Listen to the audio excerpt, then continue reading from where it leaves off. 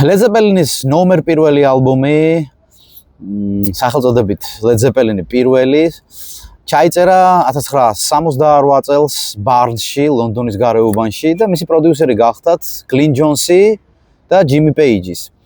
აღნიშნავ, რომ ალბომის კომპოზიციები ისეთები როგორც იყო We Gonna Groove, მაგალითად, როგორც იყო You Shock Me, Dazed and Confused, Communication Breakdown, Your Time Is Gonna Come, ეს იყო ყველა შავკანიანი ალბომების, უბრალოდ შავკანიანი შემსრულებლების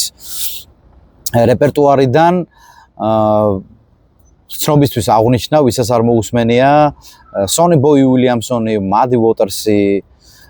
Little Richard-ი, Ben King-ი, ეს არის Plant-ის, Page-ის, John Paul Jones-ის და Bonham-ის საყვარელი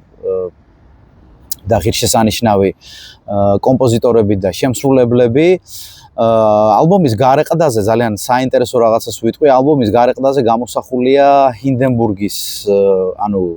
დირიჟაბლ ჰინდენბურგის ტრაგედია. ის 1937 წელს ასრულებდა ამერიკის შეერთებული შტატებიდან ინგლისში ტრანსატლანტიკურ მოგზაურობას და ერთხელ, 1937 წელს ის მოხდა მისი კატასტროფა და სწორედ ჯიმი პეიჯის შემოთავაზებით გადაწყვიტეს, რომ ის ალბომის გარეკანი ყოფილიყო.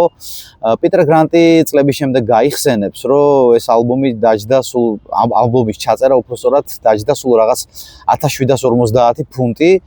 და მოგვიანებით